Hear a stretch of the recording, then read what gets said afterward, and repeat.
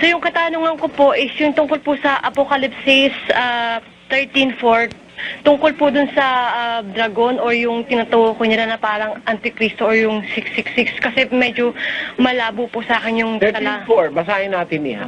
talata po na yun. At sila'y nangagsisamba sa dragon sapagkat ibinigay niya ang kanyang kapamahalaan sa hayop at nangagsisamba sa hayop na nangagsasabi, sino ang kagaya ng hayop at sinong makababaka sa kanya? Ano yung tinatanong mo dyan, Iha? Yung dragon o yung hayop?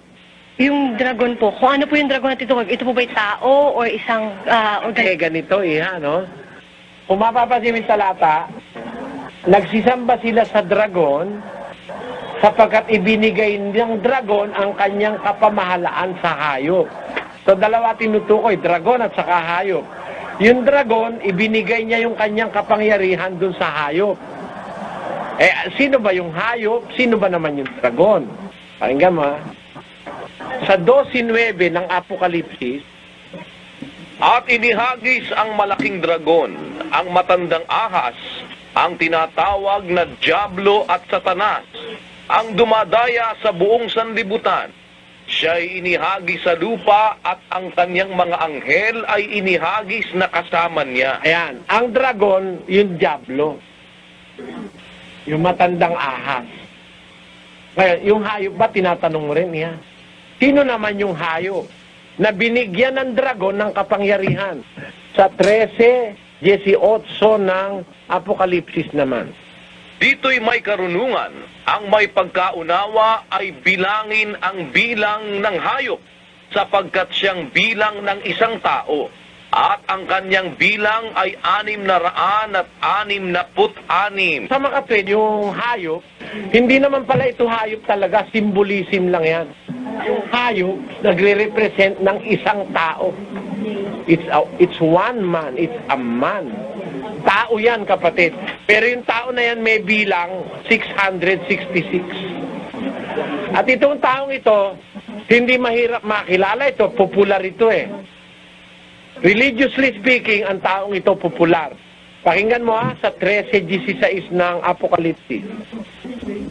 At ang lahat, maliliit at malalaki, at mayayaman at mga dukha, at mga laya, at ang mga alipin ay pinabigyan ng isang tanda sa kanilang kanang kamay o sa noo, Upang, at nang huwag makabili o makapagbili ang sinuman, kundi siyang mayroong tanda sa makatwid ay ng pangalan ng hayop o bilang ng kanyang pangalan. yung hayop, makapangyarihan tao.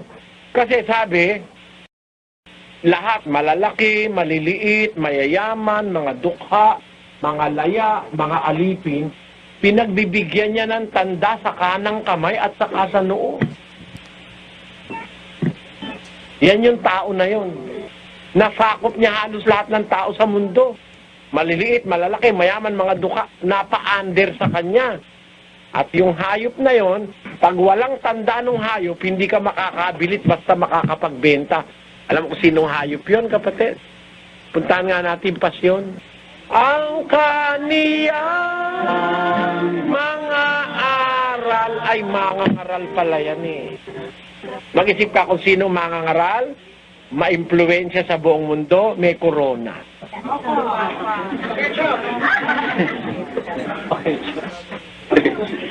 Yun yung larawan ng hayop. Ang kanyang bilang, 666. Bakit? Ang papa may titulo. Yung kanyang tiara, yung kanyang korona, 3 patong yon. Nakalagay doon ang mga salitang Vicarius Filii Dei. Vicarius Filii Dei, ang kahulugan nun, kahalili ng anak ng Diyos. Yung Vicarius, kahalili yun eh. Yung Filii, anak. Yung Dei, Diyos. So, kahalili raw siya ng anak ng Diyos. Pag binilang mo yan, sa Roman numerals, ang suma niyan 666. Bakit Roman numeral? Kasi nung panahong isulat ang Biblia, ang naghahari sa Jerusalem ang Imperyo Romano. So ang ginagamit nila nung numerals ay yung Roman numerals. Kaya sa Roman numeral, kung babalik ka, hindi Arabic, ang suma nung pangalan nung Papa sa Roma, yung Vicarius Filii, 666. Babalikan natin yung Biblia. 13:18. Dito'y may karunungan. Oh. Ang may pagkaunawa ay bilangin ang bilang ng hayop sapagkat siyang bilang ng isang tao. Ano bilang? At ang kanyang bilang ay 666. Suwak na suwak, kumbaga sa basket. Hindi pwedeng magkamali, may bilang na eh. Ang bilang ginagamit yan to be certain, to be exact. Ang bilang ng hayop na isang tao na mangangaral, na nagmimilagro, na makapangyarihan sa buong mundo, ano bilang? 666. Sa Papa lang nandun yan. Kahalili raw siya ng anak ng Diyos. Antikristo yan eh. Alam mo kung bakit? Walang kahalili si Kristo. Pinalitan niya. 7:23 ng Hebreo. At katotohanang sila'y marami sa bilang na naging mga saserdote, sapagkat dahil sa kamatayan ay napigil sila ng pagpapatuloy. Datakwat siya, sapagkat namamalagi magpakailanman ay may pagkasaserdote siyang di mapapalitan. Mapapalitan ba si Kristo? Meron siyang pagkasaserdoteng hindi mapapalitan. Pinalitan ng Papa. Di Antikristo siya. Kaya nga yung mismong pangalan niya, Antikristo eh. Vicarius Filii Dei. Yan po yan, kapatid. Yan ang hiwaga ng Apokalipsis. Isa sa hiwaga yan, yung para makilala mo yan, taong tinutukoy na hayop, na mangangaral, nagmimilagro, naghahari sa buong mundo, tinutulungan ng demonyo. Naku, kaya ang aral niya, pinagtuturo, laban kay Kristo eh. Bawal ni Kristo lumuhod sa ginawa ng kamay. Ang aral niya, luhod ng luhod sa gawa ng kamay. May follow-up question lang. Sige po. Paano po yung, ibig po sabihin kapag yung mga nakatanggap po ng tanda na 666, Paparusahan yun. may pag-asa po ba sila? May pag-asa kung aalis ka doon. Di po- 8:4 ng Apokalipsis. At narinig ko ang ibang tinig na mula sa langit na nagsasabi, "Mangagsilabas kayo sa kanya, bayan ko, upang huwag kayong mangaramay sa kanyang mga kasalanan, at huwag kayong magsitanggap ng kanyang mga salot." Lumabas ka. Yan ang sabi ng Diyos. At sino ang tatatakan nito? O maghanap ka ngayon ng iglesia, kapatid, o ng relihiyon na ang kanyang puno makapangyarihan, na ang kanyang mga miyembro may tanda sa kanang kamay at saka sa noo. Meron ka bang naiisip na nag-aantanda na ang unang-unang ginagamit kanang kamay at saka sa noo?